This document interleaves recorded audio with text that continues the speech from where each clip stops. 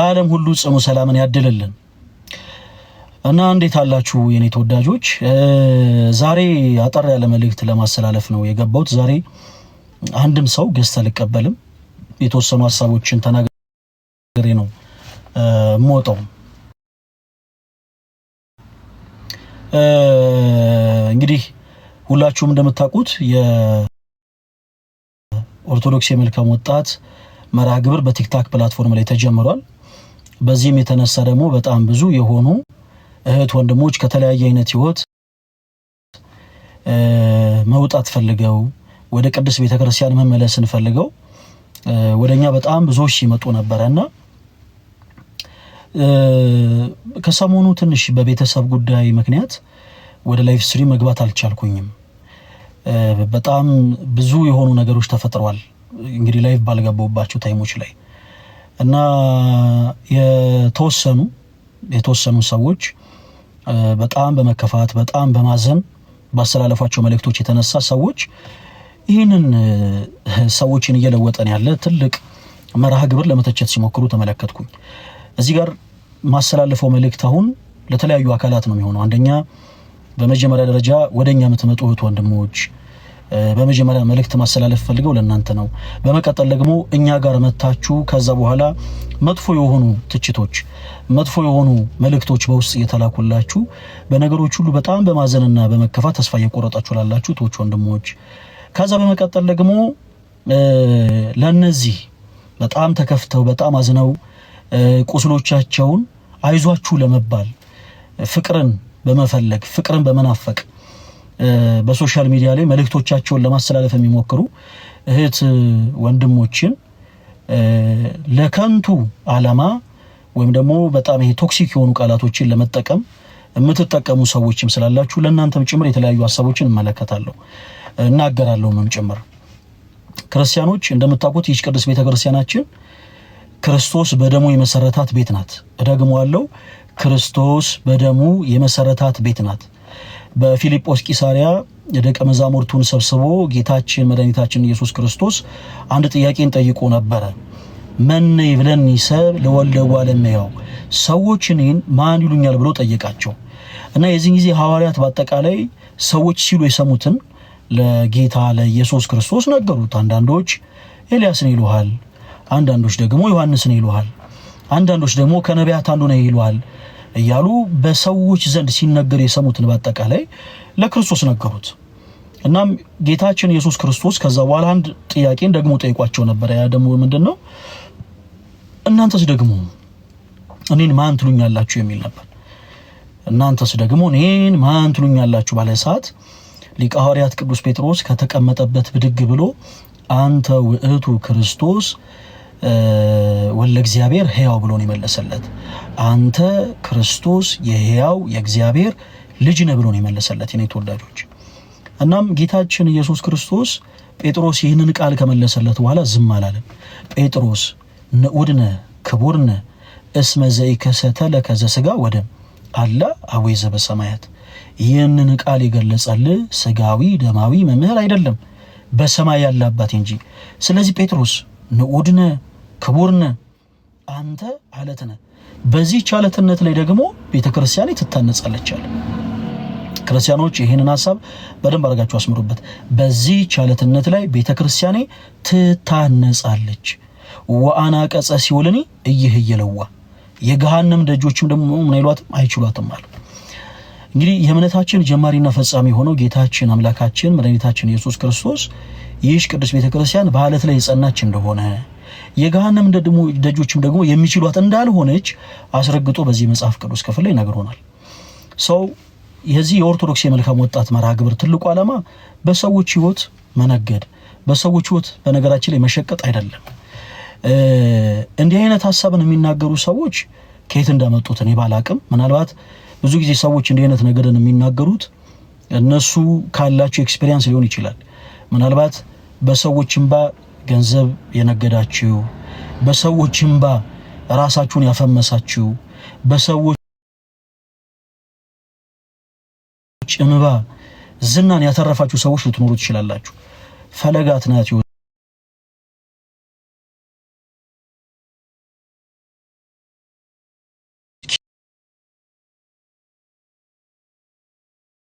ሲበቃው የሚታወቅ ሰው ነው እና የፈለገ አትናቴዎስና የሌሎቹ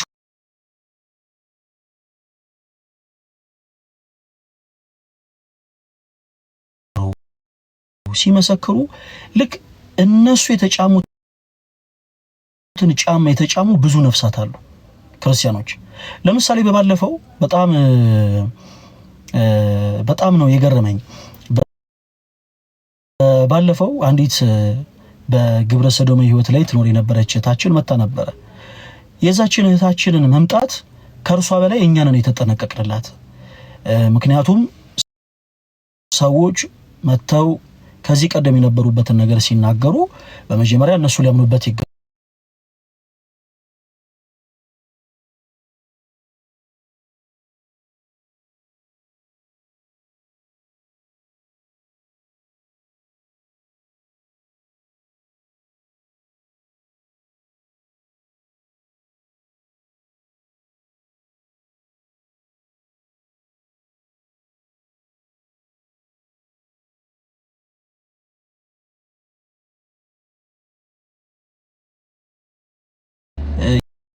የት ሄጄ አቤት ልበል ብለው የተጨነቁ በጣም ብዙ ነፍሳቶች አሉ እና ይሄ ለነሱ ትልቅ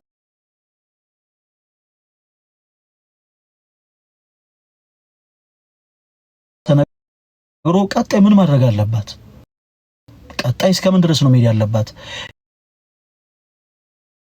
የሚለውን ነገር በተረዳችበት ልክ በዛው ሰዓት በዛው ጊዜ ደግሞ በተመሳሳይ ህይወት ያሉ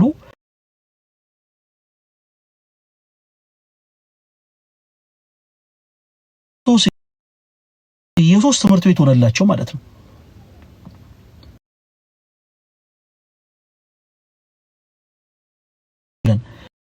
በመጥፎ ጸጸት ከቤተ ክርስቲያን እንዳንርቅ ለሁላችንም ምሳሌ የሚሆኑ ቅዱሳንን አስቀምጦልናል። ትዳር ያላቸው ሰው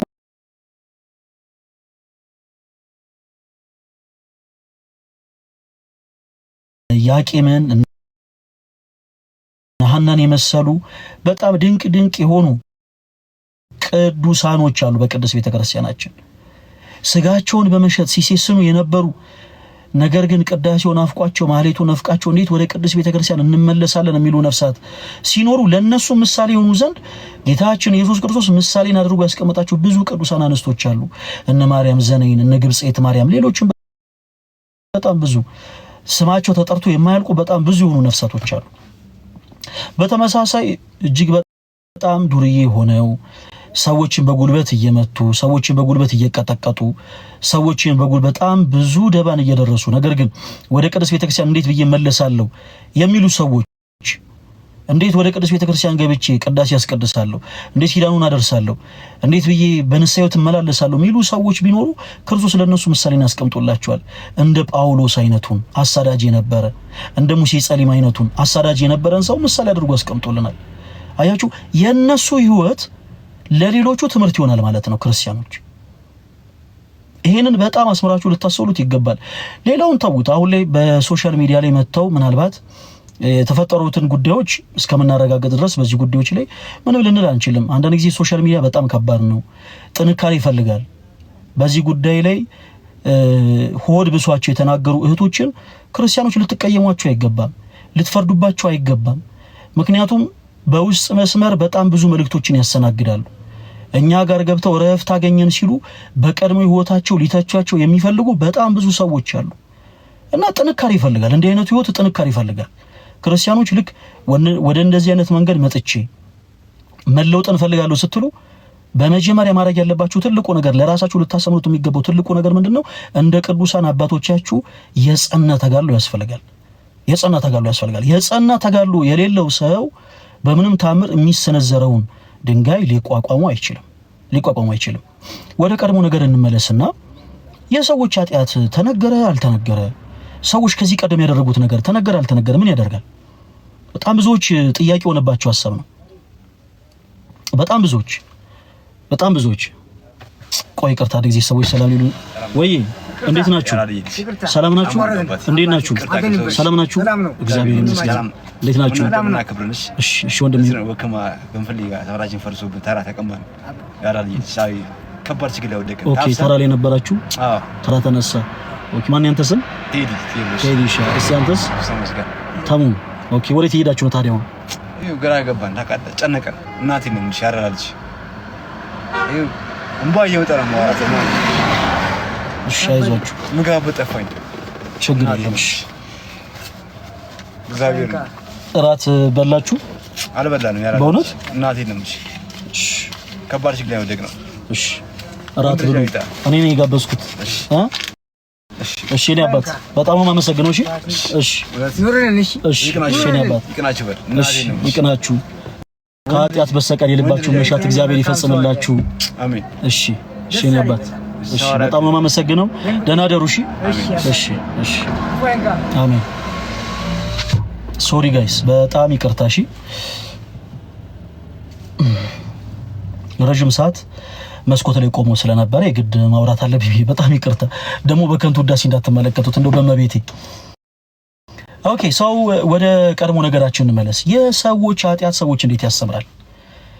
የኔ ተወዳጆች የሰዎች ኃጢአት እንዴት ሰዎችን ያስተምራል እንበልና ለምሳሌ ፈለገ አትናቴዎስ በቀድሞ ህይወቱ ነፍሰ ገዳይ ነበር እና በቀድሞ ህይወቱ ነፍሰ ገዳይ ነበር ተብሎ ራሱ መናገሩ ራሱ መመስከሩ ሰዎች እንዴት ያነጻል?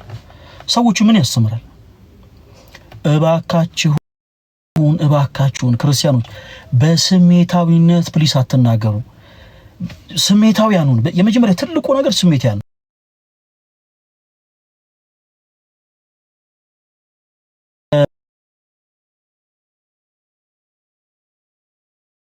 እነሱን ሐሳብ የነሱን መከፋት ግን ፈለገን አጌኒስት እናደርጋለን ብላችሁ የቅድስት ቤተክርስቲያንን ትምህርት ስትቃወሙ ለነበራችሁ ሰዎች ነው መልእክት እያስተላለፍኩ ያለሁት። የሰዎች ኃጢአት ሰዎች እንዴት ያስተምራል? በመጽሐፍ ቅዱስ ላይ ልበ አምላክ የተባለው ቅዱስ ዳዊት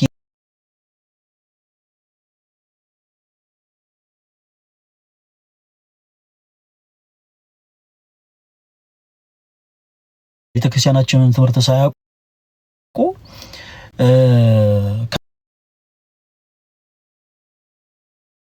ከሌላ ቦታ መጥተው ማለት ነው የቤተክርስቲያንን ትምህርት ሳያውቁ ጠንቀቀው ሳይረዱ ምን ያደርጋሉ? ይመጡና ኦርቶዶክሳውያን ምን አይነት ሪዝን ለምን አይነት ፐርፐዝ ነው መጽሐፍ ቅዱስ ላይ የተጻፈው? ይሄንን አስተውላችሁ ታውቃላችሁ?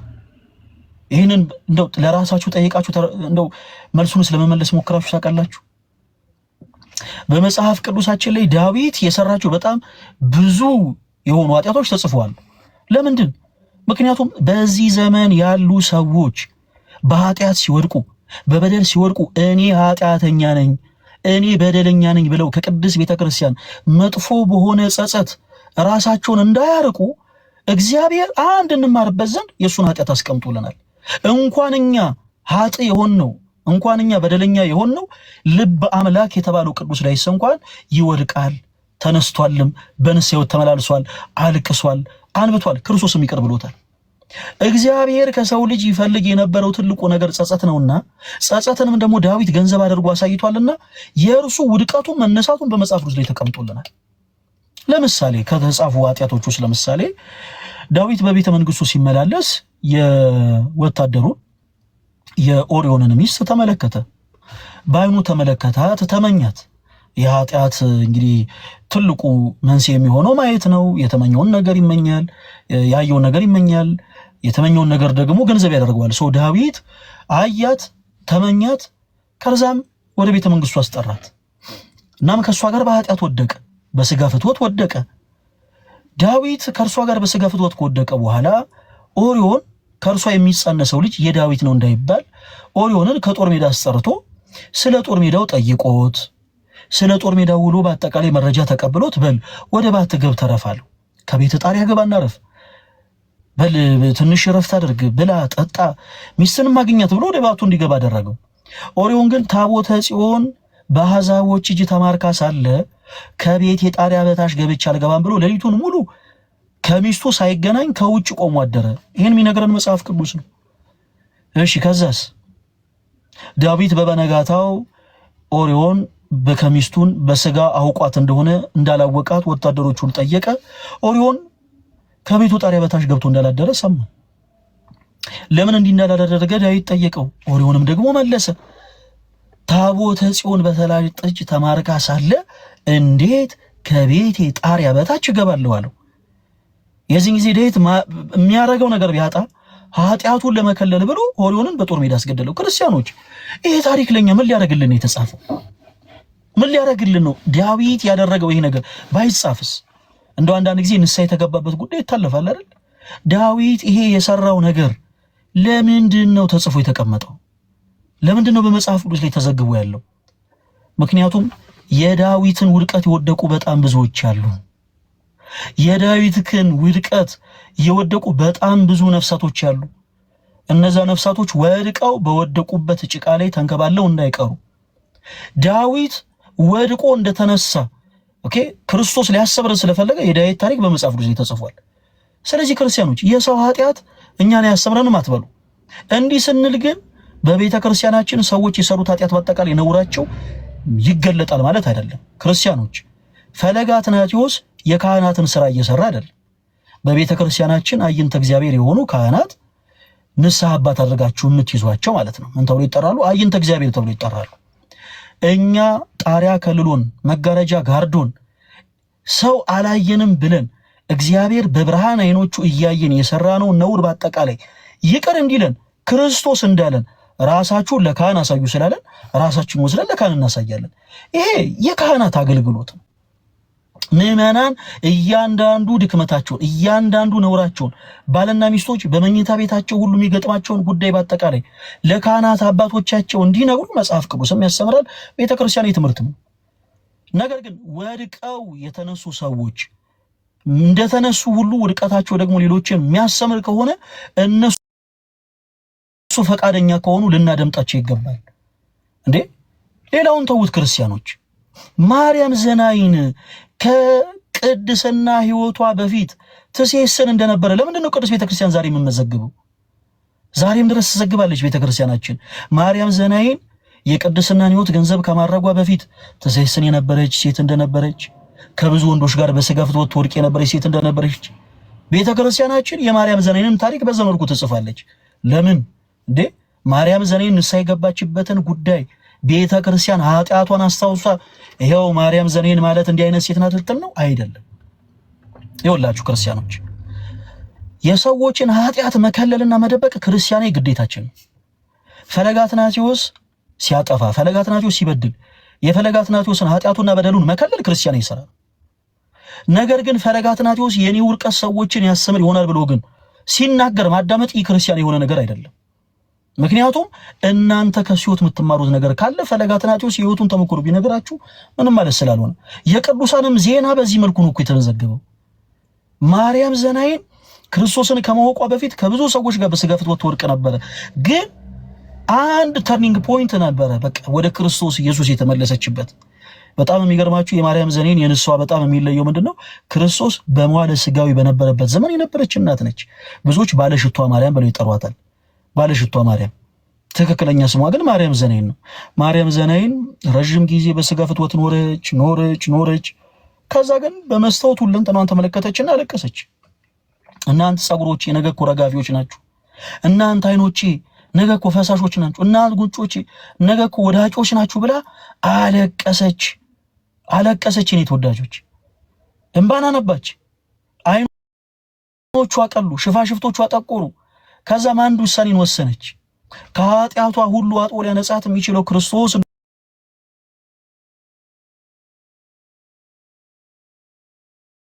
እንደሆነ ስላወቀች ሽቶን ገዝታ ወደ ነውን አይደለም የኔ ተወዳጆች ቤተ ክርስቲያን ማርያም ዘናይንን ህይወት ምስቅልቅሉን ለማውጣት ፈልጋ አይደለም የማርያም ዘናይን ታሪክ የሚነገረው። የማርያም ዘናይን ታሪክ የሚነገረው ዛሬም ድረስ በጣም ብዙ ማርያም ዘናይኖች ስላሉ ነው። እስኪ መሸት ካለ በኋላ ሲነጠላችሁን ለብሳችሁ ኪዳን የምትሄዱ እህቶች ወንድሞች፣ እውነት ብዙ ማርያም ዘናይኖችን አትመለከቱ? እዚህ ውስጥ ያላችሁ እህቶች ወንድሞች እንደው ራሳችሁ እስኪ ተፈትሹ። ብዙ ማርያም ዘናይኖች የሉም? ጨለማ ሲሆን ጠብቀው፣ ፀሐይ ስትጠልቅ ጠብቀው፣ ፀሐይዋ ስትሸሽ ክርስቶስ አብሮ የሸሸ የመሰላቸው ብዙዎች ስጋቸውን ለመሸጥ ሌሊቱን ተገን አድርገው አይወጡ? ብዙ ማርያም ዘናይኖች የሉም? ልባቸው ግን ክርስቶስን የሚናፍቅ ወደው አይደለም በኃጢአት የሚንገላቱት ልጆቻቸውን ለማሰማር ብለው የደከመች እናታቸውን የጎበጠች እናታቸውን ቀና እናደርጋለን ብለው ሌሊቱን በኃጢአት መንገድ ሲመላለሱ የሚውሉ ብዙ ማርያም ዘኔኖች አሉ።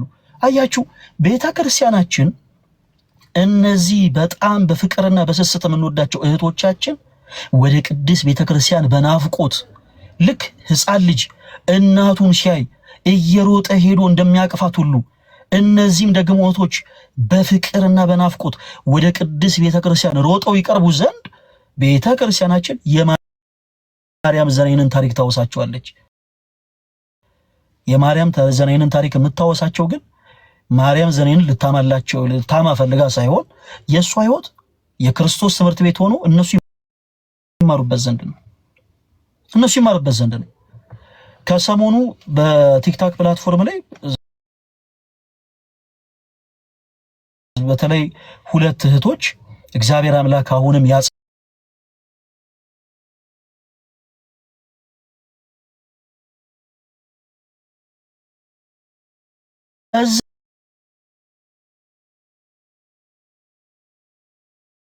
ፈንታ ግን ኦርቶዶክስ የመልካም ወጣት የሚባል መርሃ ግብር ስላለ ይሄው የነዚህ ሴቶች ህይወት ተበላሸ ምናምን ብለው የተለያዩ ዘለፎችን ለመናገር የወጡ ሰዎችን ተመለከቱኝ። የኔ ተወዳጆች እባካችሁን አትቸኩሉ።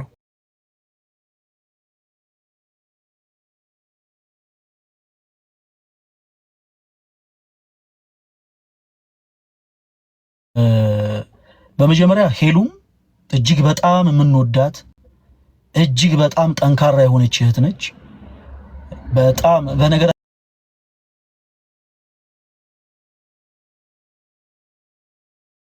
በጣም ብዙ ነው። ሳብሪና ዘገብርኤልም ታስታውሳላችሁ መታ ነበረ ረፍታታ የተለያዩ መጥፎ የሆኑ ቪዲዮችን ትሰራ ነበረ። እግዚአብሔር ይመስገን ለተወሰኑ ቀናትም ቢሆን በዝማሬ እግዚአብሔርን ስታመሰግነው ተመልክተናል። ከዚህ በላይ ትልቅ ድል የለም። ምክንያቱም ሕፃን ልጅ ከእናቱ ማህፀን ሲወጣ ክርስቲያኖች በአንድ ጊዜ አባባ እማማ ብሎ እናት አባቱን አይጠራም። ሳምሪና ዘገብርኤልም ሄለን ተወዳጅም ሁለቱም በመንፈስ ለኛ ሕፃናቶች ናቸው። ገና ቅርብ ጊዜ ከአብርሃ ከመንፈስ ቅዱስ የተወለዱ ገና ሕፃናት ናቸው። ዳዴ ሊሉ ሞክረው ሊወርቁ ይችላሉ። ወደ እናቶቻቸው ለመቅረብ ብለው ተነስተው መልሰው ሊወርቁ ይችላሉ። ክርስቲያኖች ይሄ በሕፃን ልጅ የተለመደ ነው። በአንድ ጊዜ ከኛ እኩል ይሩጡ አይባል። አንዳንዶቻችሁ እነሱ ላይ ለመፍረድ ስትሞክሩ ተመልክቻለሁ። እናንተ ያላችሁበት የመንፈሳዊ ምናልባት የተጋሉ አቅም ያደገ ሊሆን ይችላል። ክርስቲያኖች ሄሉ ተወዳጅና ሳብሪና ዘገብርኤል ከኛ እኩል እንደው እኩል መራመድ ጀምሩ፣ እኩል ከኛ እኩል ይሩጡ አይባልም። ገና በመንፈስ ሕፃናት ናቸው።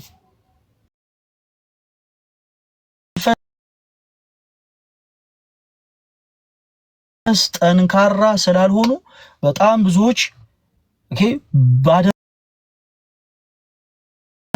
ነገር እንዲጸጸቱ ወደ እውነተኛው መንገድ ለመቅረብ ያደረጉትን ጉዞ ለመተቸት ለመዝለፍ ሞክረው አስከፍቷቸዋል። ሁለት እህቶቻችንን በእውነት እግዚአብሔር አምላክ አሁንም ጭንቀታቸውን ያቀልልን፣ ከክፉ ነገር ሁሉ እርሱ ይከልልልን። አሁንም እንዲበረቱ ሁላችሁም ክርስቲያኖች ጸሎት አድርጉላቸው። ለሁለቱ ግን የሆኑ መልእክት ላሰላፍ የማርያም ዘኔንን ታሪክ ራሱ ልንገራችሁ። ሳብሪና ሄሉዬ የማርያም ዘኔንን አንድ አሁን ያልተናገርኩትን አንድ ታሪኳን ልንገራችሁ። ማርያም ዘኔን ከዚህ ቀደም እንዳልኳችሁ በጣም ከባድ ህይወት የነበራት ሴት ነች። በጣም ከባድ ሁለንተኗን ተመለከተች፣ ተጸጸተች። ሄሉ ልክ አንቺ ወደ ክርስቶስ ልትቀርቢ ስትይ፣ ሳምሪ አንቺ ወደ ክርስቶስ ልትቀርቢ ስትይ ያለቀሳችሁትን ለቅሶ አይነት ለቅሶን አለቀሰች ማርያም ዘኔን።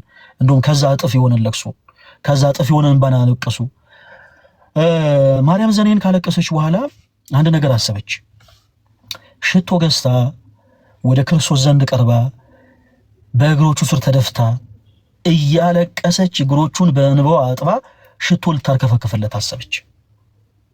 ይህንን አስባ ወደ ሽቶ ነጋዴ ዘንድ ስትቀርብ ያ ሽቶ ነጋዴ በቀድሞ ህይወቷ ነበር የሚያውቃት። ሳብሪና ሄሉ በደንብ አድርጋችሁ አዳምጡ። ያ ሽቶ ነጋዴ የሚያውቃት በቀድሞ ህይወቷ ነው። በሱ አስተሳሰብ ማርያም ዘኔን ልትለወጥ የምትችል ሴት አይደለችም። ማርያም ዘኔን እንኳን ተለውጣ የሷ ህይወት ብዙዎችን የሚያስተምር በኢትዮጵያ ኦርቶዶክስ ተዋሕዶ ቤተክርስቲያንም የቅድስናን ሕይወት ገንዘብ የምታደርግ ሴት ልትሆን ይቀርና ከቀድሞ ሕይወቷ መላቀቅ የማትችል ደካማ እና የቆሸሸች ሴት ሆና ነበር የምትታየው ለዛ ሰው። እና ሽቶ ልትገዛ ወደ እሱ ዘንድ ስትቀርብ ያ ሰው ቀለደባት። በደንብ አድርጋችሁ አዳምጡኝ ጋይስ። ያ ሰው ቀለደባት። ማርያም ከምትወጃቸው ወንዶች መካከል አንዱ ሞተ እንዲህ ብሎ ቀለደባት። አያችሁ፣ መጸጸቷን እንኳን ማንባቷን እንኳን ተመልክቶ አላዘነላትም። ሳምሪ ሄሉ የናንተን መጸጸት ግድ የማይላቸው ብዙ ሰዎች አሉ። የናንተ የልባችሁ መሰበር ምንም ደንታ የማይሰጣቸው ክርስቲያን መስለው ኦርቶዶክስ መስለው ኦርቶዶክስም ጭምር ሆነው ኦርቶዶክስ መስሎ አይደለም የምላችሁ ኦርቶዶክስም ጭምር ሆነው በቀድሞ ሕይወታችሁ እናንተን ሊተቹ የሚሞክሩ ብዙ ሰዎች አሉ። ልክ እንደዚህ ሽቶ ነጋዴ በጣም ብዙ ሰዎች። ማርያም ዘናይን ያ ሰው ቀለደባት። በጣም ይደንቅ መልስ መለሰችለት። ሳምሪ ሄሉዬ ሁለታችሁም እንዲህ አይነቱን ጥንካሬ እንዲኖራችሁ አብዝቼ ጸልያለሁ። እንዲህ አይነቱ ጥንካሬ እንዲኖራችሁ ደግሞ በጣም በጣም በጣም እፈልጋለሁ። በዛች ሴት ላይ በማርያም ዘናይን ላይ ያ ሰው ቀለደባት። አያችሁ ማልቀሷን ማንባቷንስ እንኳን እንደው ምናልባት ተከፍታ ይሆናል እንኳን ብሎ አላለፋትም። ቀለደባት። ልቧ እንኳን ተሰብሮ ማርያም ከምትወጃቸው ወንዶች መካከል አንዱ ሞቷል እንዲህ አላት።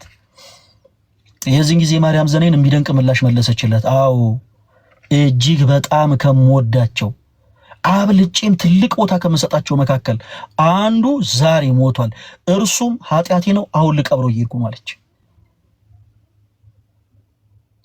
በዙሪያችሁ ልትለወጡ ስትሉ ልክ እንደዚህ የማትጠብቋቸው ሰዎች መጥተው ልባችሁን ክትክት አድርገው ለመስበር ይፈልጋሉ።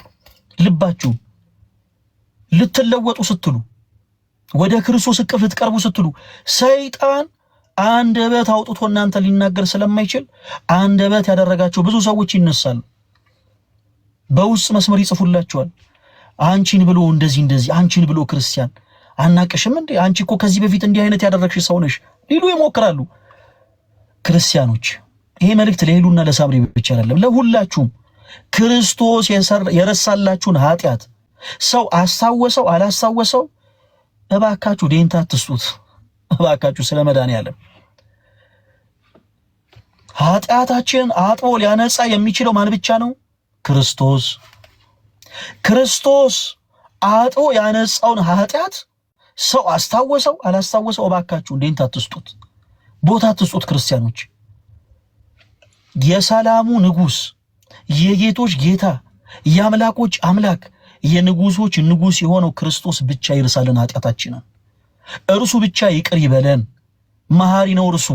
ነጋሪ የማይፈልግ ከሳሽ የማይፈልግ ያደረግነውን የሚያቅ ኃጢአትን ስንሰራ እንኳ በብርሃን አይኖቹ የሚመለከተን አምላክ እርሱ ይቅር ይበለን እንጂ ሰው አስታወሰው አላስታወሰው ሰው መጥቶ በውስጥ የቀድሞ ሕይወታችሁን ዘራው አልዘራው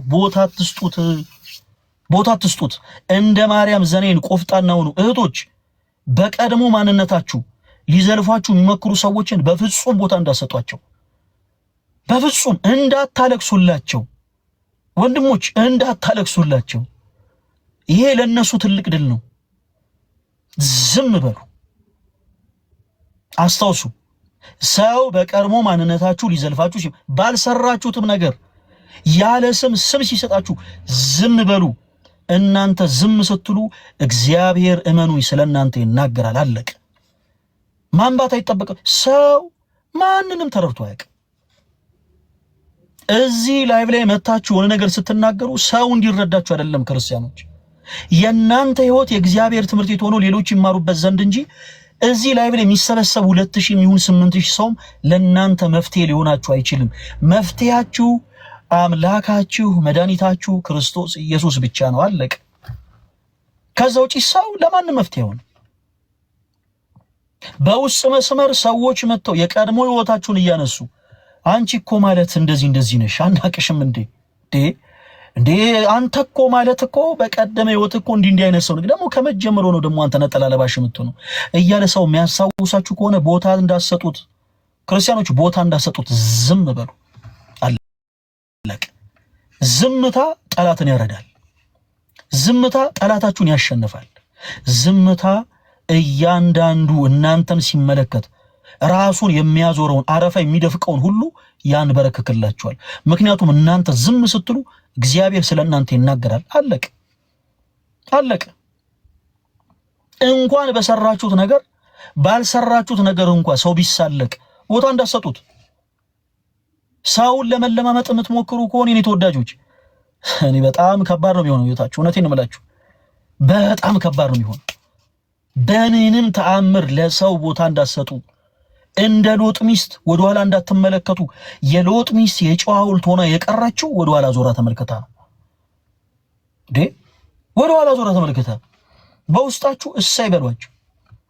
በቀድሞ ህይወት ተሰርቅ የነበርከው ወንድሜ ወደ ኦርቶዶክስ መልካም ወጣት መጥተ በቀድሞ ህይወት የዘርፍ ነበር፣ ቅም ነበር፣ አጨስ ነበር።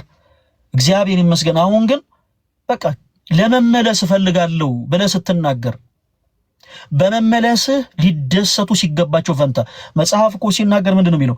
በአንድ ኃጥእ መመለስ እንኳን ምድራውያን ይቅርና የሰማይ መላእክቶች እንኳን ደስ ይላቸዋል። በአንተ መመለስ በአንቺ መመለስ የማይደሰት አካል ካለ ይሄ ከክርስቶስ ኢየሱስ ወገን አይደለም። በውስጣችሁ እሰይ በሉት። እሰይ አንተ ሱሰኛ አልነበርክ እንዲህ ሲል እሰይ በለው። በውስጥ በቃ ራስን ማሳመን። አንተ ጫት ቃሚ አልነበርክ እንዲህ ሲል እሰይ በለው። እህቴ አንቺ ትሰሲኝ አልነበር እንዴ? አንቺ የወንዶች መጫወቻ አልነበርሽ እንዴ ድሮ ሲልሽ እሰይ በዩ። ምክንያቱም ክርስቶስ ዛሬ አዲስ ማንነትን ሰጥቶሻል። እንዴ ዓለማትን ከፈጠረው ከክርስቶስ ኢየሱስ ጋር ሆናችሁ እታች ወርዳችሁ ከአንድ መደርተኛ ጋር እባካችሁን ጊዜያችሁን አታባክኑ። በቃ እሰይ። እንደውም እንደዚህ አይነት ትችት ሲበዛባችሁ የአካውንት ይሄ ሳሪና የፈለገ ብስሪ ነኝ የልደት ምናምን የሚለውን አካውንታችሁን ትቀይሩትና እሰይ በሉት። አካውንታችሁ እውነቴን ነው ቁም ነገር አካውንታችሁን ያው ፕሮፋይሉንም ስሙንም ተቀይሩትና እሰይ በሉት። ገና ሲገባ እሰይ ነው በቃ አለቀ። ቦታ መስጠት አያስፈልግም ለእንደዚህ ነገር። ክርስቲያኖች በእንዲህ አይነት ጉዳይ እንዳትደራደሩ። የሎጥ ሚስት የጨዋ ሐውልት ሆና የቀረችው የኋላዋን ተመልክታ ነው። ሰው ስለናንተ የሚያወራ ከሆነ ሰው ስለናንተ እሷ እኮ ማለት እንዲህ ናት፣ እሷ እኮ ማለት ምንኛ እናቃታለን ምናምን እያለ ሰው ስለናንተ የሚያወራ ከሆነ ምኑ ከናንተ ኋላ ነው። አለቀ። ከናንተ እኩል እየተራመደ ያለ ሰው ስለናንተ ያወራል። ስለናንተ የሚያወራ ሰው ከናንተ ኋላ ነው ያለው። በቃ ቦታ ትስጡት። እንድትወዱት ወዳጃችሁ ከሆነ እግዚአብሔር ማስተዋሉን፣ ጥበቡን፣ ልቦናውን እንዲሰጠው ጸልዩለት። ከዛ ውጪ ግን ማስተዋሉም ጥበቡም ተሰጥቶት አሁንም ስለናንተ የሚያወራ ከሆነ ግን አልፋችሁት መሄድ። ደጋግመን ብዙ ጊዜ ብለናል። ግመሎች ይሄዳሉ፣ ውሾች ደግሞ ምን ይላሉ? የኔ ተወዳጆች ይጮሃሉ። እኔ አሁን ማንንም ውሻ ብዬ እየሰደብኩ አይደለም፣ ስነ ስርዓት ያዙ። አባባሉ ግን ሲተረጎም ግመሎች ይሄዳሉ፣ ውሾች ይጮሃሉ የሚባል ነገር አለ።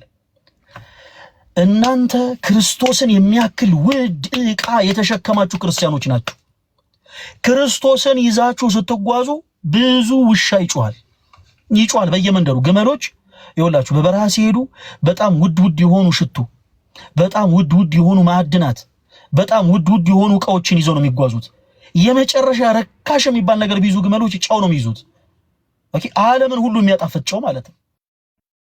ግመሎች ያንን ይዘው ሲሄዱ በየመንደሩ የሚገጥሟቸው ውሾች በአጠቃላይ ይጮሃሉ። በየመንደሩ ግመሎች መልስ አይሰጡም። ብራዘር በቃ ጸጥ ብሎ ነው የሚጓዙት።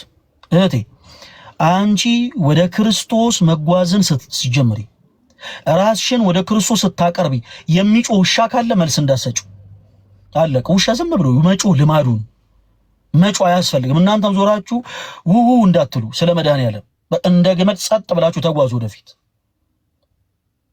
ውድ የሆነን ዕቃ የያዛችሁ ስለሆናችሁ ማለት ነው። ያም ውድ የሆነው ዕቃ ደግሞ በሕይወታችን የነገሰው ክርስቶስ ኢየሱስ ነው። የቤተ ክርስቲያናችን ራስ ክርስቶስ ኢየሱስ ነው። የእምነታችን ጀማሪና ፈጻሚ የሆነው ክርስቶስ ኢየሱስ ነው። ስለዚህ ቦታ እንዳትሰጡት። ነገ ከነገ ወዲያ እኛ ጋር መጣችሁ የቀድሞ ሕይወታችሁን ተናግራችሁ ራሳችሁን ወደ ክርስቶስ ማቅረብ እንፈልጋለን፣ በቃ የቀድሞ ሕይወት ይበቃናል፣ በንስሐ ሕይወት መመላለስ እንፈልጋለን ስትሉ ሰይጣን አይተኛላችሁ እንዴ? እንዳታስቡ እንደዛ። እነ ሳምሪ እንሄዱ እንደዛ እንዳታስቡ። ወደ ክርስቶስ መቅረብ ስለፈለጋችሁ አልጋው ሁሉ እንደው ምቹም ይሁን መንገድ ሁሉ አልጋ ባልጋም ይሁን አይምሰላችሁ። የበለጠ ሾና ሚልኬላ ይበዛዋል፣ የበለጠ ፈተና ይበዛዋል። ስለዚህ እንደ ክርስቲያን ልትጠነክሩ ይገባል። ግን ያንን ጥንካሬ ዛሬ ከእናንተ ኤክስፔክት አናደርግም። ምክንያቱም በመንፈስ ገና ህፃናት የሆኑ እህቶች ወንድሞቻችን ናቸው። ክርስቲያኖች እናንተም ልታበረታቸው ይገባል። ሌላው የመጨረሻው ደግሞ ማስተላለፈው መልእክት አላርዝምባችሁ፣ እኛ ተከታታይ የሆነ የሆስፒታል አይነት ህክምናን አይደለም የምንሰጠው ክርስቲያኖች። ሐዋርያት በዓለም ሁሉ ሲዞሩ ወርቅና ብር ይዘው አልዞሩም። የነበራቸው ክርስቶስ ነው። በዓለም ሁሉ ዞሮ የሰበኩትም ደግሞ ያንን ነው።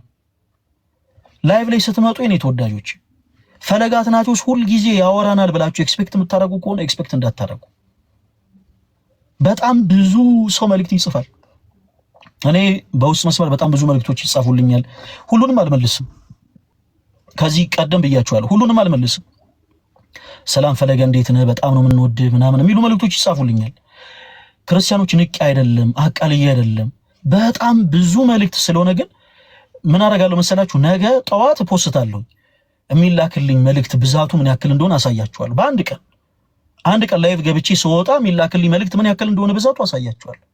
ከንቀት አይደለም፣ በፍቅር የሁላችሁንም እንደው የምትልኩልኝን ሜሴጅ ሪኩዌስቶች በአጠቃላይ በመልስ ደስ ባለ።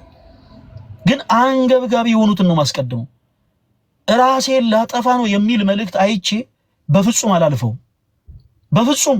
ምክንያቱም ይሄ የሚታለፍ ስላልሆነ በግብረ ሰዶማ ህይወት ውስጥ ያለው ይኸው ሰው ነኝ ከዚህ ህይወት መውጣት እፈልጋለሁ የሚል ሰው መልእክት ጽፎልኝ በፍጹም ላልፈው አልችልም። ክርስቲያኖች በፍጹም ስጋዬን በመሸጥ ምኖር እህት ነኝ ከዚህ ህይወት መውጣት እፈልጋለሁ በላይ በፍጹም አላልፈው የሚል መልእክት እነዚህ ሰዎች ያስቀድማለሁ። ካስቀደምኩኝ በኋላ እነዚህን ሰዎች እኔም ሆንኩ ወንድሞቼ የምናደርገው ትልቁ ነገር እነርሱን ከክርስቶስ ጋር የማስተዋወቅ ስራ ነው። ከክርስቶስ ጋር የማስተዋወቅ ስራ የኔ ተወዳጆች፣ ለሁለት አካላት መልእክት ላስተላልፍ። አንደኛው ለክርስቲያኑ ኮሚኒቲ ማለት ኦርቶዶክስ ለሆናችሁ እህቶች ወንድሞቼ፣ በመቀጠል ደግሞ እኛ ጋር ለምትመጡ እህት ወንድሞች ሁለት ነገሮችን ልናገር። ምን አለ መሰላችሁ? የመጀመሪያው ትልቁ ነገር የሚመጡ ሰዎችን ከክርስቶስ ጋር እንዲተዋወቁ ካደረገን በኋላ ከኃጢአታቸው አጥቦ ሊያነጻቸው የሚችለው ክርስቶስ እንደሆነ ከነገርናቸው በኋላ በቀጣይ ቀን ሁሌ እንዴት ናችሁ፣ ቤት ወጣችሁ፣ ቤት ገባ ልንል አንችልም የኔ ተወዳጆች። ምክንያቱም ገና ደግሞ ሌላ ደግሞ ከነሱ ይባስ አንገብጋቢ ሰው ደግሞ ይመጣል። ስለዚህ ኦርቶዶክሳውያን እናንተም ይሄ ክርስቲያን የግዴታችሁ ስለሆነ እባካችሁን ወዳጅ አድርጓቸው፣ ቤተሰብ አድርጓቸው፣ እህት አድርጓቸው፣ ወንድም አድርጓቸው። በመቀጠል የምትመጡ እህት ወንድሞቻችን ደግሞ እባካችሁን እናንተም ተረዱን። የኛን ዝምታ ከንቀት ተመልክታችሁ፣ የኛን ዝምታ ከሌላ ነገር ተመልክታችሁ እንዳትከፉብን በክርስቶስ ፍቅር ለምናችኋለሁ። እኔ ነገ ሳረሳ እውነቴን ነው የምላችሁ ቀን 4 ሰዓት ላይ ሜሴጅ ሪኩዌስት የሚደረግልኝ ሪከርድ አድርጌ ያስቀምጫለሁ፣ እልክላችኋለሁ፣ ፖስት አደርጋለሁ። ለላይክ ለኮሜንት ሳይሆን እንዲሁ ፖስት አደርጋለሁ እንድታዩት። በአንድ ቀን እነዛን ሁሉ ሰዎች ማግኘት አልችልም። በሳምንት ውስጥ ያን ሁሉ ሰው አውርቼ አልችልም። አይደለም በአካል በስልክ አውርቼ አልችልም። ክርስቲያኖች አንዳንድ ጊዜ መረዳት አለባችሁ። እኛም ሰዎች ነን፣ የግል ህይወት አለን። አያችሁ፣ ቅድም እንዳልኳችሁ ችግራችንን የሚፈታው አምላክ ነው እንጂ ክርስቶስ ነው እንጂ ሰው አይደለም። እኛ ልናረግ የምንችለው የእናንተን ሰላም ሊመልስ የሚችለውን ጌታ ክርስቶስን እንድታውቁት ማድረግ ነው። ዓለም የነጠቃችሁን ሰላም መልሶ ሊሰጣችሁ የሚችለውን ጌታ እንድታውቁት ማድረግ ነው። የኛ ትልቁ ድርሻችን ያ ነው የኔ ተወዳጆች። ከዛ በኋላ ግን በቀጣይ እነፈለገ ሳይወሩን ቀሩ፣ እነልስ ሳይወሩን ቀሩ፣ እናኬ ሳይወሩን ቀሩ፣ እነዮባ ሳይወሩን ቀሩ ብላችሁ በሚመጡ ኔጌቲቭ ኮሜንቶች እባካችሁን እንዳትዝሉብን፣ እባካችሁን። ከዛ ውጪ ግን ክርስቲያን የሆናችሁቶች ወንድሞች ከቀጣይ ሳምንት ጀምሮ በኦርቶዶክስ መልካም ወጣት መርሃ ግብራችን ላይ የሚመጡ እህት ወንድሞቻችን በአጠቃላይ በፍቅር እባካችሁን የሚመጡትን እህቶች እህት አድርጋችሁ የሚመጡትን ወንድሞች ወንድም አድርጋችሁ እናንተም ሰፖርት እንድታረጉልን በሉል እግዚአብሔር ስም ጠይቃለሁ። ሁላችሁንም በጣም ነው የምወዳችሁ። ክርስቲያን የሆናችሁ እህቶች ወንድሞቼንም የፕሮቴስታንት እምነት ተከታይ የሆናችሁ እህቶች ወንድሞቼንም ሁላችሁንም በክርስቶስ ፍቅር ወዳችኋለሁ። መወዳችሁ ለማስታወቂያ አይደለም፣ ግዴታዬ ስለሆነ ነው። የማመልኩ አምላክ ክርስቶስ በቀራኒው መስቀል ተሰቅሎ ስጋውን የቆረሰው ደሙን ያፈሰሰው ለኦርቶዶክሳዊ ሕዝብ ብቻ አይደለም፣ ለሁሉም ነው። ስለዚህ ግዴታዬ ስለሆነ ወዳችኋለሁ፣ የመውደድ ግዴታ ስላለብኝ። እናንተም በፍቅር እንድትመጡ በፍቅር መጣችሁ በጥላቻ እነፈለገ እኮ እንደዚህ ነው የሚያወሩት የሚባል ነገርን ይሄ ጥላቻውን ተውትና ስለምንድን ነው የምታወሩት የሚለውን ነገር ለመስማት ቀረበ ብላችሁ መጣችሁ ቀርባችሁ እንድትማሩ በጣም በፍቅር እንጠይቃችኋለን። እንደውም ቀጣይ ሳምንት ፕሮቴስታንት የሆናችሁት ወንድሞቼ እንዳትቀሩ የኦርቶዶክስ የመልካም ወጣት መርሃ ግብርን ፕሮቴስታንት የሆኑ ሰዎች መጥተው መማር አይችሉም የሚል ነገር የለም። መጥታችሁ መማር ትችላላችሁ። እኛ ኦርቶዶክሱን አንልም። ኦርቶዶክሱን ዛሬ እጆቻችሁን በሉ ወደ ላይ አድርጉና ሁላችሁም ኮሜንት ላይ አንዳንድ ቁጥር እየጻፋችሁ ዛሬ ጌታን ተቀበሉ አንልም። በቃ እኛ የቀመስነውን ጌታን ግን እንድትቀምሱት እንፈልጋለን። ውሳኔው የእናንተ ነው። ከዛ በኋላ ነፃ ፈቃድ ሰጥቷችኋል ክርስቶስ። እኛ የምናውቀውን አምላክ እንድታውቁት እንፈልጋለን። ከዛ በኋላ ይሄ እናንተ ነፃ ፈቃድ ነው። አለቀ። በፍቅር ለምናችኋለሁ። ሁላችሁም እንዳትቀሩ። በጣም በጣም በጣም አድርጌ ወዳችኋለሁ። በጣም ነው የማመሰግነው። እና ወንድማችን ምሬ ይላል በጣም ከረጅም ጊዜ በኋላ ስላየው በጣም ደስ ብሎኛል። እንዴት ነህ?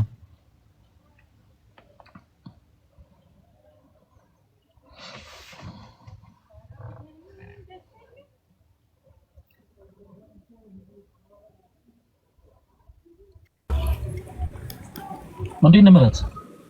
በጣም ሰላም ነኝ። እንትን ምግብ ቤት ሆኜ ነበርና ዛሬ አንድ እንደንገናኝ ብዬ እቤት የነበርኩበት ቦታ መብራት የለምና እዚህ ምግብ ቤት መጥቼ ስልኬን ቻርጅ አድርጌ ተዘጋጅቼ ለማውራት ብዬ ወደ እጅግ አቁሜ ያወራለሁ። ምግብ ቤት ውስጥ ጫጫታ ስላለ ማለት ነው። እንዴት ነህ? እግዚአብሔር ይመስገን መሪ። በጣም ስላገኘሁ ደስ ብሎኛል። የሆኑ ነገሮችን ከመናገሬ በፊት ግን ለአንተ ድል ስጥ እንደው ማለት የምትፈልገው ነገር ካለ በእርግጥ ያለች ሰዓት አጭነች፣ ግን ቢሆንም ምሬን ለሆነ አንድ ወዳጄ ነግሬው ነበረ። አርብ ማታ 3 ሰዓት እንዳትቀር በለው ፕሊስ ብዬ ነግሬው ነበረ። ምክንያቱም በአካል ምሬ ባለበት እኔ መናገር የፈለኩት ነገር ስላለ ማለት ነውና በመጀመሪያ ስላየው በጣም ደስ ብሎኛል። ዛሬ አይደለም እኛ ትላንትም በጣም የምንወደው ወንድማችን ነው። እኛ ጋር አንተ ያለህ ቦታ ተለውጦ አያውቅም። እኛ ለአንተ ያለን ፍቅር ተቀይሮ አያውቅም። በጣም ነው የምንወደው እና የሆኑ ሀሳቦችን ከመናገር በፊት ምናልባት የምትለው ነገር ካለ እድል ስጥ። በመጀመሪያ ስላየው ደስ ብሎኛል። ሁሌ ያለው ያው ቪዲዮ ላይ እንደዚህ በላይቭ ደግሞ ስላየው በጣም ደስ ብሎኛል። እግዚአብሔር አክብርልኝ። እድሉንም ሰጥተህ እዚህ ስለጋበዝከኝ። ምንድነው የመጀመሪያው ጉዳይ ለጥቂት ያው ጥቂት ባይባሉም ትንሽ ሰፋ ላሉ ወራቶች እንትን ብዬ ነበር አልነበርኩም ከራሴ ጋር ራሴን የማዳመጥ ጊዜ ላይ ነበርኩኝ። ሶሻል ሚዲያው ላይ ምንም የተንቀሳቀስኩ አልነበረም። እናም በዚህ ምክንያት ብዙ ዲሲሽኖችን ብዙ ውሳኔዎችን ከራሴ ጋር ለመወሰን ለማድረግ ከአእምሮዬ ጋር ከልቤ ጋር ሆኜ አንተም ደግሞ የተናገርከው ነገር ውስጤ ስለቀረ ስለነበር ልቤ ውስጥ በሰዓቱ ያው በዛ ጊዜ በነበረን ቃለ ምልልስ ኢንተርቪው አንተ ጋር በገባው ጊዜ ያኔ የወሰንኩት ያው ኦርቶዶክስ ሆኛለሁ ባልልም ያው ለመሄድ የነበረኝ ጉዞ ነበር። ግን በአንዳንድ ምክንያቶች እንዲህ ብዬ አሁን ማላወራቸው ነገር ግን ህይወቴ ላይ በጣም ብቻ ብዙ ችግር የፈጠሩና ብዙ ነገሬንም ደግሞ የያዘ ነገር ስለነበረ ተመልሼ አንተንም ልሰድብ ችያለሁ። ታስታውሱ ከሆነ ፈለገ ከነገድ ለገደል ግባ ሁሉም ሰው አይምሮ ውስጥ የተቀመጠ መጥፎ ትውስታ ነው። የእውነት በእግዚአብሔር በሕያው እግዚአብሔር ፊት ብዙ ሰዎች ይሄ ልጅ ቀባጣሪ ነው፣ አሁን ደግሞ ነገ ይሰድበናል የሚል አመለካከት ግማሹን ያህል ከሚቀበለኝ ሰው ግማሹን እንደዛ እንዲሰማው በማድረጌ በመጀመሪያ ትልቅ ይቅርታ ጠይቃለሁ። ምክንያቱም እንደ ወንድም መከርከኝ እንጂ አብረኸኝ ሆንክ እንጂ ፐርሰናሊ እኔ ምንም ያልጎዳኸኝ ለእኔ ብለህ ያሰብክ ሰው ነው ያለው። ምንም አላረከኝም እና እንደውም አንድ ነገር ብለኝ ነበር ትዝ ካለ ስናወራ ከዚህ በኋላ ብዙ ነገሮች ይመጡብሃል ወደ አንተ፣ ግን እነሱ ነገሮች ሁሉ ቻላቸው ብለኝ ነበር እና ያንን ነገር የመቻል ግን አቅም ውስጥ አልነበርኩም። በጣም በምወደው ነገር በምንወልደት ነገር በዛ ሁሉ ነገር ነበር የተመጣብኝ ማለት ነው። ጀነራሊ ተሰድቤያለሁ። ጀነራሊ ብዙ ነገር እንዲህ ብዬ አላወራም። ብዙ ነገር ደርሶብኛል እና ያንን ሁሉ ተቋቁሜ አሁን ግን በራሴ ፈቃድ ይሁን መብቴም ስለሆነ ቅድስት ቤተክርስቲያንን ለመቀላቀል በጣም በፍጥነት ማለት ነው ማንም ሳይቀድመኝ በጣም በፍጥነት ለመምጣት ፈቃደኛ ሁኜ ነገር ግን አንተ የነገርከኝ ወንጌል እንደነገርኩ መጀመሪያ ስመጣ እናንተ የምትሰሩት ወንድሞች ስፔሻሊ አንተ እኔ ከማንም በላይ ፈለገ መምህር ፈለገ ለእኔ የእውነቴን ነው። እንደዚህ ምንም እኔ አንድ ቀን በአካል አግኝቼው አላውቅም። ግን እኔ ማንም ምንም ቢል ከህይወቴ ማለት ነው እኔ ከህይወቴ ምን ትማራለህ ብትሉኝ እኔ በቃ ስለ ቤተክርስቲያን ራሱ በቃ መልካም እይታ አለው ስትሉኝ የእሱን አቀባበል አይቼ ነው የምናገረው። ለሱ በቃ ያለው አቀባበል መልካምነቱ ብቻ ይቅርታ ለመጠየቅ ነው የመጀመሪያው። በጣም በጣም በጣም በጣም ልብን ባሳዘንኩበት ነገር ሁሉ በተናገርኩት በዛ ቃላት ሁሉ ልብ ካዘነ የእውነት ወንድም የእውነት ይኸው በሆነ በእግዚአብሔር ፊት ከልቤ እንደ ታላቅ እንደ ታናሽ ወንድም አንተም ደግሞ እንደ ታላቅ ይቅርታ እንድታደርግልኝ በእግዚአብሔር ስም ጠይቃለሁ። ምህረት እንድታደርግልኝ ማለት ነው። በፍጹም በመቀጠል ቅድስት ቤተክርስቲያንን ለመቀላቀል ሙሉ ውሳኔን ወስኛለሁ። እኔ ከዚህ በኋላ ኦርቶዶክስ መሆን እንፈልግና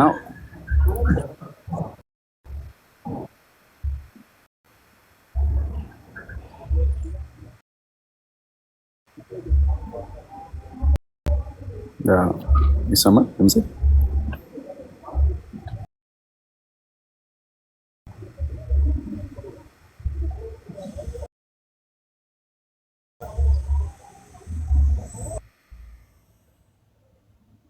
አዎ ይሰማል ይሰማል።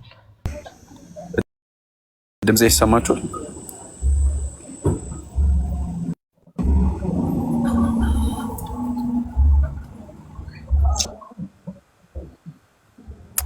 እና ይህንን በስፋት ስናገር ነበረ፣ ቪዲዮ ሰርቼ ነበረ እና ይህንንም ከዛ ከተናገርኩት ነገር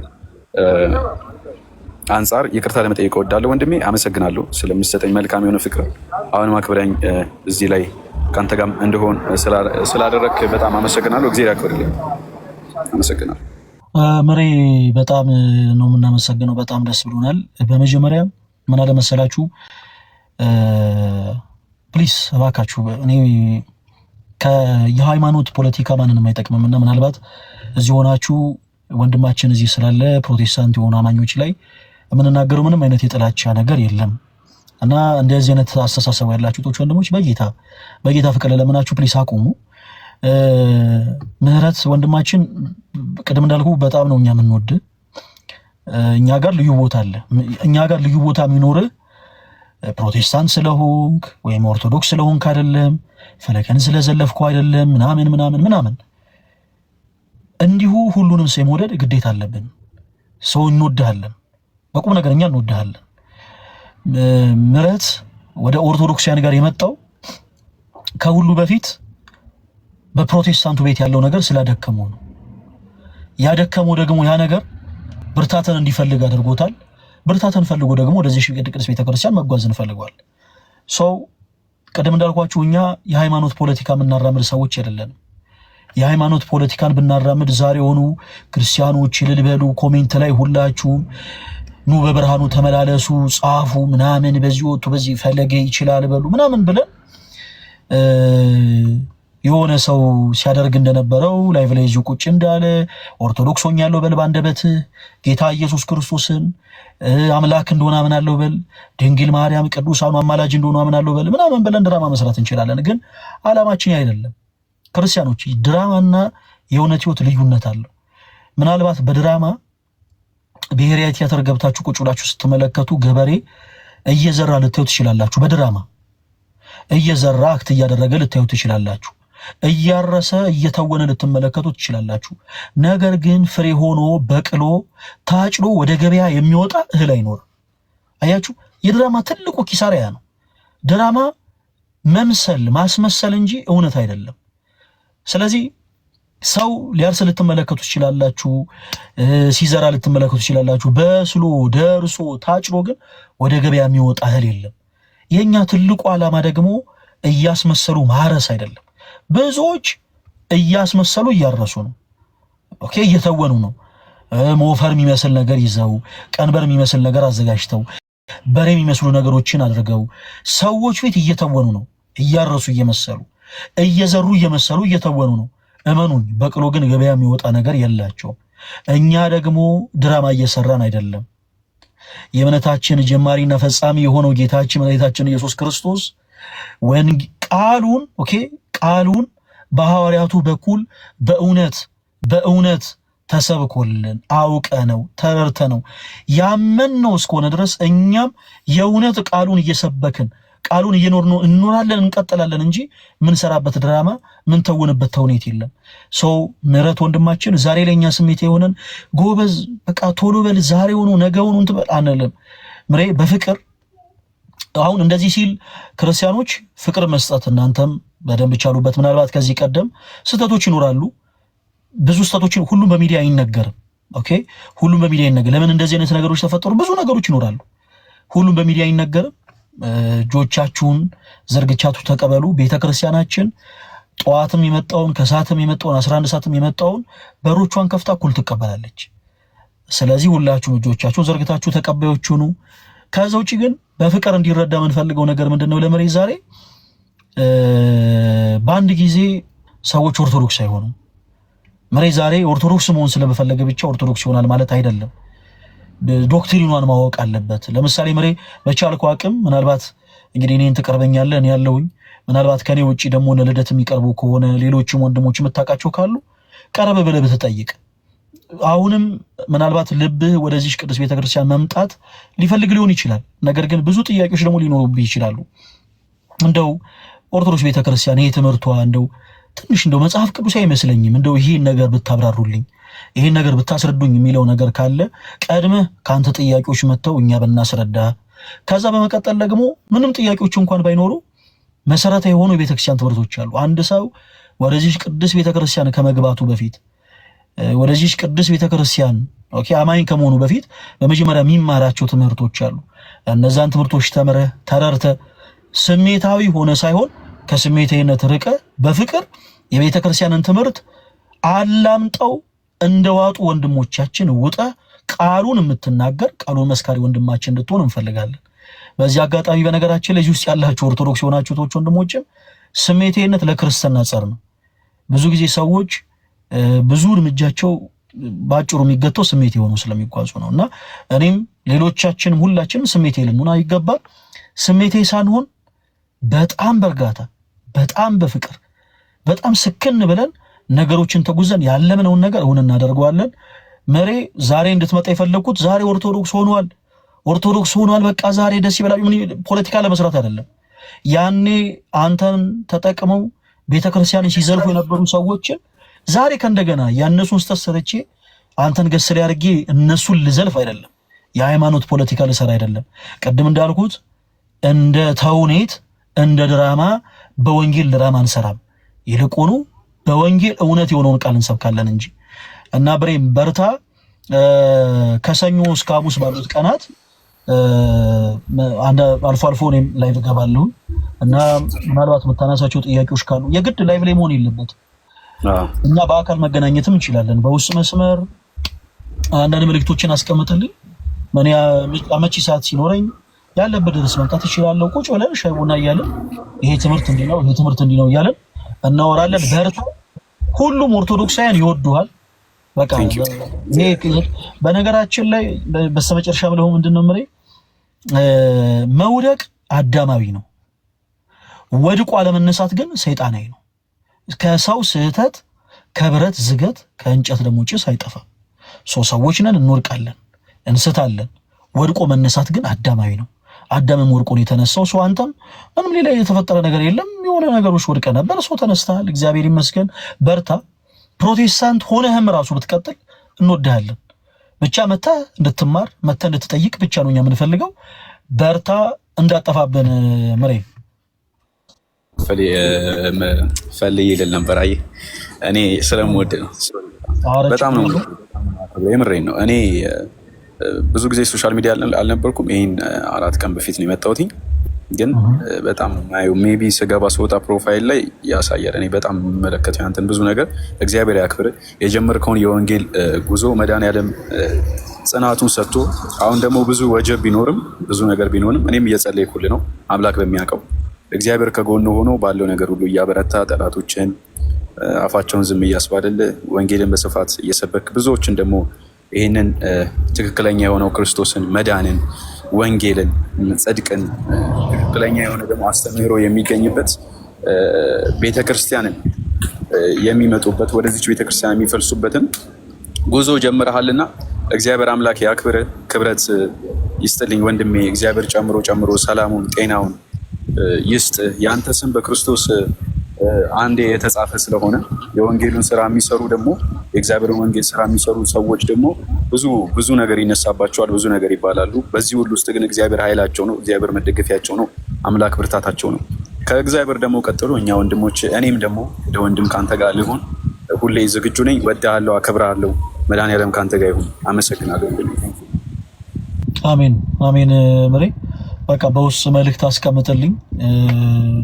ምናልባት ቁጥሬ ከሌላ አዲሱ ቁጥሬን አስቀምጥልሃለሁ፣ እንደዋወላለን፣ እንገናኛለን። እሺ እሺ። ምሬ ሰላም ደር